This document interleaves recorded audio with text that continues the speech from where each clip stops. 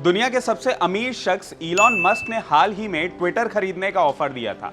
इसके लिए उन्होंने हर शेयर के लिए 54.20 डॉलर के हिसाब से 3.2 लाख करोड़ रुपए देने का ऑफर दिया था। अब ट्विटर बिकेगा या नहीं ये तो वक्त ही बताएगा, लेकिन इस ऑफर ने इलॉन मस्क को एक बार फिर से सुर्खियों में ला दिया। लेकिन इलॉन मस्क क्यों आए दिन सुर्खियों में रहते हैं?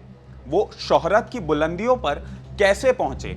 और इन सब के बीच सबसे जरूरी सवाल कि ये इलॉन मस्क आखिर है कौन और करते क्या हैं? इन सारे सवालों के जवाब हम डिटेल में जानेंगे और साथ ही इस जीनियस के पीछे कुछ ऐसे इंटरेस्टिंग फैक्ट्स को देखेंगे जो आपके होश उड़ा देंगे और आपकी खोपड़ी घुमा देंगे। तो इस वीडियो को एंड तक जरूर देखिएगा। इनमें से कई बातें ऐसी होंगी जिन्हें शायद आप पहले से जानते हों, लेकिन ढेर सारी ऐसी बातें भी होंगी जिनके बारे में बहुत कम लोगों को पता है। तो आइए जानते हैं उस शख्स की कहानी जिसका धरती पर कोई घर नहीं है, लेकिन वो मार्स पर एक पूरी कॉलोनी बनाने निकला है। नमस्कार, मेरा नाम है प्रियांशु सिंह और आप देख रहे हैं खबर बेबाक। सबसे पहले इलॉन मस्क से जुड़ी उन बातों पर नजर डालते हैं जिन्हें शायद आप जानते हो। इलॉन मस्क की मां अमेरिकन थी और पिता साउथ अफ्रीकन। वो 28 जून 1971 को साउथ अफ्रीका के प्रिटोरिया शहर में पैदा हुए थे। 12 साल की उम्र में ही इलॉन मस्क ने एक वीडियो गेम बना लिया था और फिर उसे एक मैगजीन को $500 में बेच भी दिया। स्पेस फाइटिंग गेम का नाम ब्लास्टर था। मस्क ने अपने भाई किम्बल के साथ मिलकर Zip2 नाम की सॉफ्टवेयर कंपनी शुरू की। बाद में इसे भी $22 मिलियन में कॉम्पैक्ट कंपनी को बेच दिया। इसके बाद 1999 में इलॉन मस्क ने $10 मिलियन के निवेश से X.com की शुरुआत की। ये बाद में कॉन्फिनिटी नाम की कंपनी के साथ मर्ज हो गई, जो आगे चलकर पेपल बनी। अब जैसे आप घरेलू ट्रांजैक्शंस के लिए पेटीएम, फोन पे या गूगल पे का इस्तेमाल करते हैं, ठीक उसी तरह से इंटरनेशनल ट्रांजैक्शंस के लिए पेपल का इस्तेमाल बहुत बड़े लेवल पे होता है। 2002 में ईबे ने पेपल को $1.5 बिलियन में खरीद लिया था, जिसमें मस्क का हिस्सा $165 मिलियन था। इस समय तक इलॉन मस्क पर एक नया सुरूर सवार हो चुका था। वो इसके पीछे पागल हो गए थे और वो सुरूर था दूसरे ग्रहों पर दुनिया बसाना। इसके बाद मस्क ने स्पेस रिसर्च की तकनीकों पर काम करना शुरू किया। उनके इसी प्रोग्राम को स्पेसएक्स का नाम दिया गया, जिसने कहा कि मनुष्य आने वाले समय में दूसरे ग्रहों पर भी रह सकेंगे। आज स्पेसएक्स यूएस और दूसरे कई देशों की स्पेस एजेंसीज के साथ मिलकर काम कर रही है। अब चलते हैं साल 2004 की तरफ, जब इलॉन मस्क ने इलेक्ट्रिक कार कंपनी की बुनियाद रखी और कहा भविष्य में सब कुछ इलेक्ट्रिक होगा, स्पेस में जाने वाले रॉकेट भी, और टेस्ला इसी बदलाव को लाने में एक अहम भूमिका निभाएगी। आज टेस्ला दुनिया की सबसे ज्यादा पॉपुलर कार कंपनियों में से एक है और इसकी बेहद ज्यादा डिमांड लगातार बनी रहती है। अब बात कर लेते हैं इलॉन मस्क से जुड़ी ऐसी बातों के बारे में जिन्हें शायद ज्यादा लोग अब तक नहीं जानते हैं। दिसंबर 2016 में इलॉन मस्क ने एक ट्वीट किया, ट्रैफिक ने मुझे पागल कर दिया है, मैं एक टनल बोरिंग मशीन बनाने जा रहा हूं और खुदाई शुरू करूंगा। उसी दिन उन्होंने द बोरिंग कंपनी रजिस्टर करा ली। उन्होंने 2018 में अंडरग्राउंड टनल का एक प्रोटोटाइप भी बना दिया और उन्होंने बोरिंग कंपनी की आग उगलने वाली एक मशीन भी बनाई और मजाक मजाक में 20,000 यूनिट बेच डाली। इलॉन मंगल ग्रह पर इंसानों की सेल्फ सस्टेनिंग कॉलोनी बसाना चाहते हैं। उनका कहना है कि न्यूक्लियर युद्ध या किसी एस्टेरॉइड के टकराने से पृथ्वी का अस्तित्व खतरे में आ जाएगा।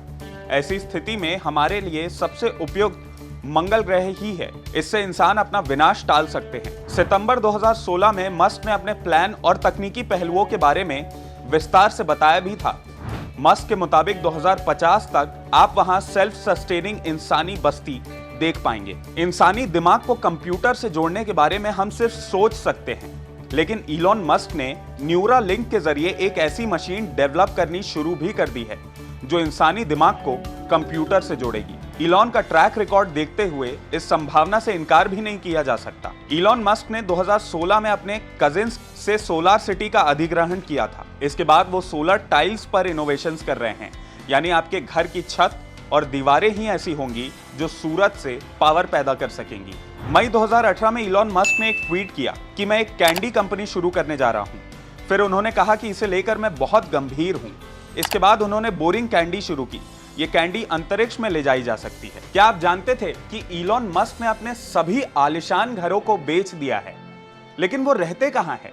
2020 में इलॉन मस्क ने ट्विटर पर कहा कि वो अपनी जिंदगी की लग्जरीज को कम कर रहे हैं और अब अपने पास कोई घर नहीं रखेंगे, और महज 1 साल के अंदर ही उन्होंने अपने सभी 7 आलीशान मैंशंस को बेच डाला। फोर्ब्स की एक रिपोर्ट के मुताबिक वो 20 बाय 20 के एक किराए के घर में रहते हैं। इस घर को बॉक्सबिल नाम की एक हाउसिंग स्टार्टअप ने बनाया है और ये घर फोल्डेबल है, यानी इसे एक जगह से दूसरी जगह ट्रांसपोर्ट भी किया जा सकता है। इलॉन मस्क के बच्चों के नाम से लेकर उनके अजीबोगरीब ट्वीट्स तक उनकी बात ही निराली है। इलॉन मस्क ने अपने बेटे का नाम XAE-A12 रखा था। जी हाँ, आपने सही सुना। अब आप सोच रहे होंगे कि इस अजीबोगरीब नाम का मतलब क्या होता है। इस नाम में X का मतलब द अननोन वेरिएबल या अज्ञात चर है। AE का मतलब मेरी AI की 11वीं स्पेलिंग यानी प्यार और आर्टिफिशियल इंटेलिजेंस है। तो वहीं A12 का मतलब हमारा पसंदीदा एयरक्राफ्ट, जबकि उसमें A का मतलब मेरा पसंदीदा गाना आर्केंजल है। इलॉन मस्क और ग्राइम्स ने अपनी बेटी का अजीब नाम एक्सा डार्क साइडरेल रखा था, जबकि उसका निकनेम वाई रखा है। Exa super computing term exa flops को दर्शाता है, तो वहीं डार्क का मतलब अज्ञात है, जिससे लोग डरते हैं। लेकिन डार्क मैटर ब्रह्मांड का एक रहस्य है। मस्क की वाइफ ने साइडरेल का मतलब बताया था ब्रह्मांड का सही समय। इन नामों के लिए मस्क ट्विटर पर काफी ट्रोल भी हुए थे। बात अगर ट्विटर की निकली ही है तो अब बात कर लेते हैं इलॉन मस्क, ट्विटर और ट्विटर पर उनके फॉलोअर्स के बीच के शानदार रिश्ते की। मस्क की पावर का अंदाजा आप इसी बात से लगा सकते हैं कि उनका एक ट्वीट पत्थर को सोना बना देता है, और ये कहते हुए मैं बिल्कुल भी मजाक नहीं कर रहा। इलॉन मस्क ने 2021 में एक मीम पर बनी क्रिप्टो करेंसी डॉगेकॉइन के फेवर में ट्वीट किया था और कहा था कि टेस्ट के आधार पर इस क्रिप्टो करेंसी को एक्सेप्ट किया जाएगा, और देखते ही देखते इस मीम कॉइन की वैल्यू 4000% तक बढ़ गई। इस बात से आप समझ ही गए होंगे कि मस्क का एक ट्वीट किसी भी कंपनी को फर्श से अर्श तक पहुंचा सकता है। इलॉन मस्क के फिलहाल ट्विटर पर 8 करोड़ से ज्यादा फॉलोअर्स हैं, जिन्हें मस्क बहुत ही अच्छे तरीके से यूटिलाइज करना जानते हैं। चलिए आपको एक और इंटरेस्टिंग फैक्ट के साथ समझाता हूं मस्क की इन्फ्लुएंशियल पावर को। हुंडई को एक कार बेचने के लिए एडवर्टाइजिंग कॉस्ट लगता है करीब 1.5 लाख रुपए, तो वहीं इलॉन मस्क की कार कंपनी टेस्ला को एक कार बेचने के लिए सिर्फ 20 रुपए लगता है। दरअसल मस्क के नाम का ब्रांड अब इतना बड़ा हो चुका है कि टेस्ला को कोई मार्केटिंग कॉस्ट इनकर ही नहीं करना पड़ता। इलॉन मस्क फ्री में ही 8 करोड़ से ज्यादा लोगों के बीच टेस्ला की ब्रांडिंग कर देते हैं। लेकिन अब सवाल यह पैदा होता है कि अचानक से इलॉन मस्क को ट्विटर को खरीदने का भूत कहां से सवार हो गया। आपको एक बात बता दूं कि अमीर लोग कोई भी चीज पागलपन में नहीं करते, इसके पीछे उनकी बारीकी से सोची समझी प्लानिंग होती है। क्या है कि ट्विटर अब अपनी पॉलिसीज को लेकर धीरे धीरे काफी सख्त होते जा रहा है। आपने सुना ही होगा कि उसने अमेरिका के पूर्व राष्ट्रपति डोनाल्ड ट्रंप का अकाउंट बैन कर दिया था। अब मस्क भी आए दिन ट्विटर पर कुछ ना कुछ तो कंट्रोवर्सीज खड़ी करते ही रहते हैं।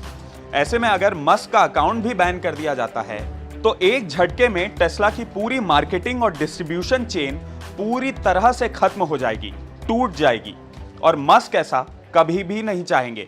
यही कारण है कि इलॉन मस्क ट्विटर को खरीदना चाहते हैं, भले ही इसके लिए उन्हें ज्यादा दाम ही क्यों ना चुकाना पड़े। और यही होती है एक स्मार्ट बिजनेसमैन की पहचान, जो इतना विजनरी होता है कि आने वाली मुसीबतों को वो पहले से ही भांप कर उसका समाधान निकालने की तरफ एक्शन ले लेता है। तो आज के लिए इस वीडियो में इतना ही। अगर आपको ये वीडियो पसंद आया हो तो इसे लाइक और शेयर करना ना भूलें, और IBC 24 के YouTube चैनल खबर विभाग को जरूर सब्सक्राइब करें। नमस्कार।